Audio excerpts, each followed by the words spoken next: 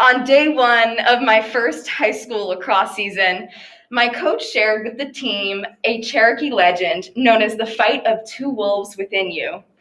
There are two wolves that live inside our minds. One is closed-minded and pessimistic, while the other is empowering and optimistic. The choice is ours to decide which wolf we feed. Have negative, self-sabotaging thoughts, let the bad wolf win. Have positive, self-motivating thoughts, let the good wolf win. But to what degree is this true? To what extent can we create our own success? Are we able to believe it and achieve it? Or is this just something my coach said to make us work harder for our goals? Let's brainstorm the various factors that can influence our success. Societal situation, natural talent, opportunity, education, money, connections, luck, practice, time. Several of these factors are uncontrollable, yet ever so significant, as Malcolm Gladwell would argue in his self-help book, Outliers. And there's one more factor that can change it all: our mindset. If we have a positive mindset, we yield more power to control our own success. When we believe in our minds that we are able to achieve our goals, we will have an extra edge. And neuroscience can back me up. TEDx presenter Lisa Lieberman-Wang states that our minds are incapable of differentiating fact from fiction. Our brains will believe what we tell them or what others tell them to believe. The DNA that makes up the cells in our brains react to the energetic signals from our thoughts, and in turn, the brain develops beliefs based on those thoughts. So when I tell myself today, I've got this, I will nail this capstone presentation, my brain then generates the belief that I will, in fact, succeed tonight. So neurology says, yes, we can achieve our goals if we believe in them. Psychology says yes, too. Professor of psychology at Stanford University, Carol Dweck, evaluated the difference in school performance of students with growth mindsets versus students with fixed mindsets. She observed that those with a growth mindset displayed increasing improvement in school grades throughout the school year, while those with a fixed mindset displayed the contrary. Now, a main characteristic of growth mindset is self-efficacy, the idea that a person's set of beliefs can determine his or her ability to succeed in prospective situations. Dweck recognized that the growth mindset students held stronger beliefs within themselves, which helped them succeed academically. Thus, Dweck's study and self-efficacy both tell us that if we believe in ourselves and in our goals, we will be able to achieve them. Thus, psychology says yes. Let's unpack this concept of self-efficacy and its impact on believing that we can achieve. Cognitive and social psychologist Albert Bandura is the founder of the self-efficacy theory, and he breaks it down into 4 influencing elements. 1, mastery experiences. 2, vicarious experiences. 3, social persuasion. And 4, emotional and physiological state. Bandura argues that mastery experiences or performance outcomes are the highest contributing factors of self-efficacy.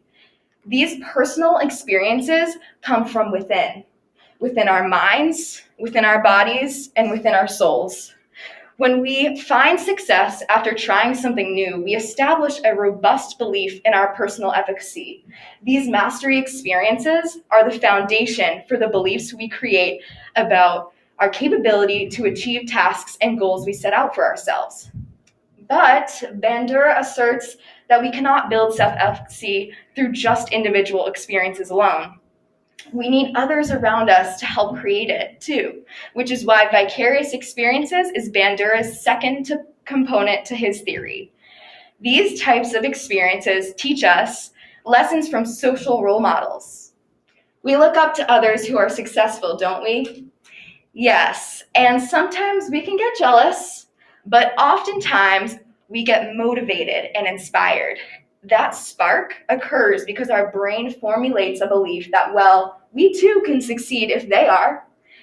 Think about all the fitness influencers on Instagram encouraging their followers to work out, to meditate, eat intuitively, and so they do. That is a vicarious experience that boosts our self-efficacy and influences us that if we believe, we can achieve.